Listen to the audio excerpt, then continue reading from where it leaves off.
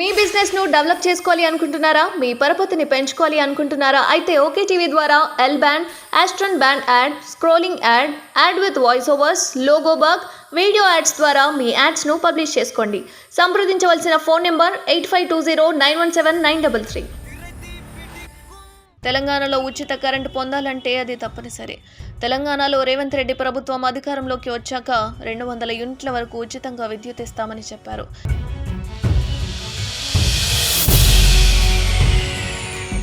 అనుకున్నట్టుగానే ఉచిత విద్యుత్ అందించేందుకు రేవంత్ సర్కార్ కసరత్తు చేస్తోంది.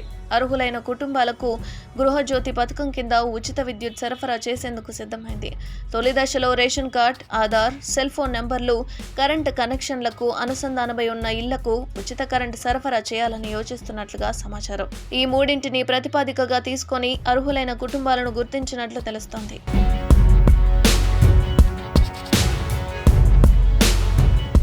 ఇందులో భాగంగా విద్యుత్ సిబ్బంది ఇంటింటికి వెళ్లి వివరాలు నమోదు చేపట్టారు. ఇటీవల ప్రజా పాలనలో ఉచిత కరెంటు కోసం 81,54,150 మంది దరఖాస్తులు ఇచ్చారు. వీటిలో 30% మంది ration card, Aadhaar, cell phone నెంబర్లను సరిగా నమోదు చేయలేదు. తనిఖీల్లో భాగంగా విద్యుత్ సిబ్బంది ఈ వివరాలను మళ్లీ నమోదు చేస్తున్నారు.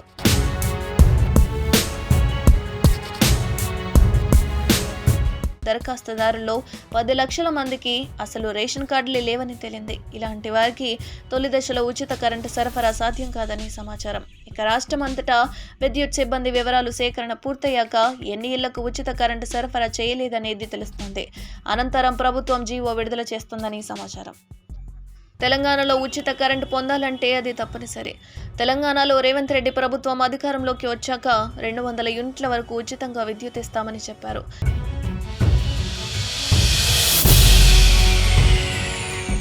అనుకున్నట్టుగానే ఉచిత విద్యుత్ అందించేందుకు రేవంత్ సర్కార్ కసరత్తు చేస్తోంది. అర్హులైన కుటుంబాలకు గృహజ్యోతి పథకం కింద ఉచిత విద్యుత్ సరఫరా చేసేందుకు సిద్ధమైంది.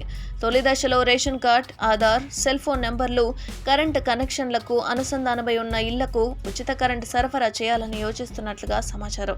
ఈ మూడింటిని ప్రతిపాదికగా తీసుకొని అర్హులైన కుటుంబాలను గుర్తించినట్లు తెలుస్తోంది.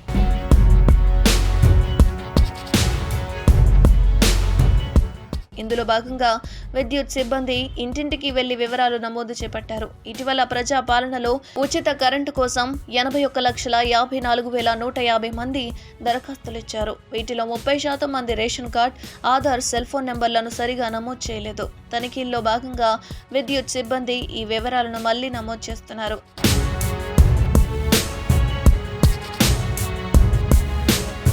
దరఖాస్తుదారుల్లో 10 లక్షల మందికి అసలు రేషన్ కార్డులే లేవని తేలింది. ఇలాంటి వారికి తొలి దశలో ఉచిత కరెంటు సరఫరా సాధ్యం కాదని సమాచారం. ఇక రాష్ట్రమంతటా విద్యుత్ సిబ్బంది వివరాలు సేకరణ పూర్తయ్యాక ఎన్ని ఇళ్లకు ఉచిత కరెంటు సరఫరా చేయలేదనేది తెలుస్తుంది.